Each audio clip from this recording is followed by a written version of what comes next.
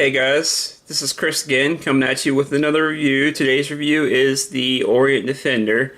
This I feel like is one of the best pieces that you can get under $200, especially for a field watch and a chronograph.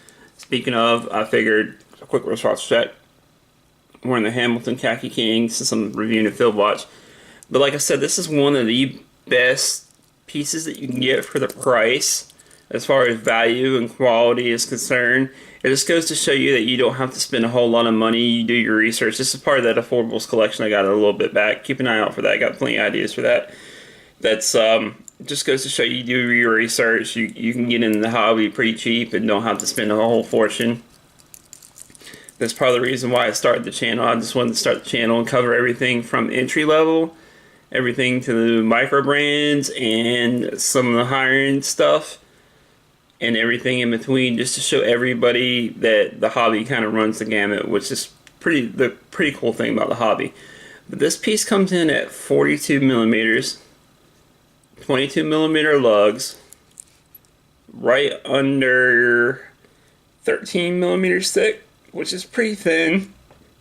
I believe it's like 12 and a half, something like that, millimeters thick on the case. It's pretty thin for a field watch.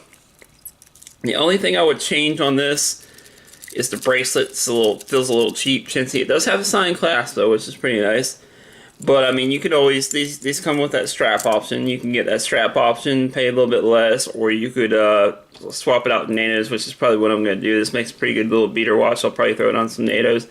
And the only other thing I would change, maybe do 20 millimeter lugs on here instead of the 22. Maybe kind of downsize it, make it a little more proportional. But about the only other thing that bothers me is the dowel is not, if you're in the more symmetrical dowels, these chronos and then the Orient here is just kind of a little bit off. So if that throws some of you guys off, that might be a deterrent. But overall, like I said, I like the look. It's not too overly busy.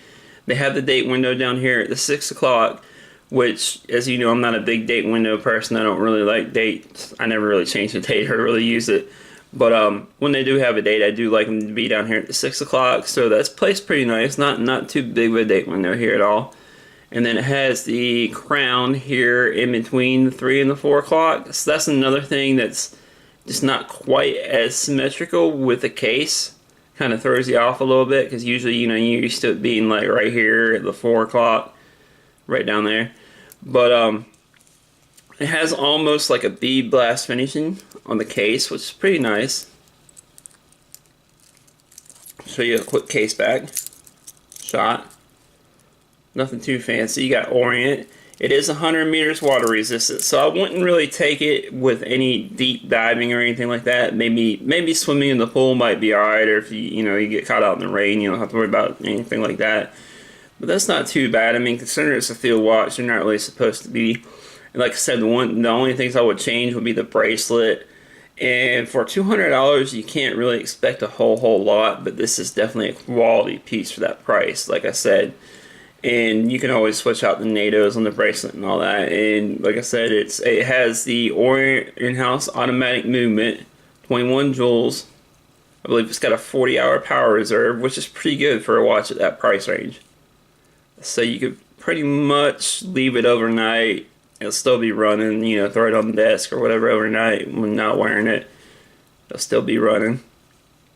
But overall, I would definitely recommend this watch. I would say maybe a 7 or 8 out of 10 on a scale of 1 to 10. Because it needs a couple minor improvements, but nothing too bad. Like I said, this is actually a pretty popular watch. And I could see why, because the price, you get the Orient in-house automatic movement.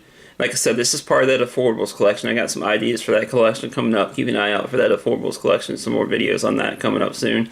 Some more channel announcements, by the way. I will be doing a couple special unboxings this weekend. One is my own personal watch that I just bought from the AD. A watch that I've wanted for a while and can't wait to get that one in. And then another one is a really special, it's a little bit on the higher end, but it's one that I'm interested to take a look at. But keep an eye out for both of those videos this weekend. But anyways, guys, this has been Chris with the Orient Defender.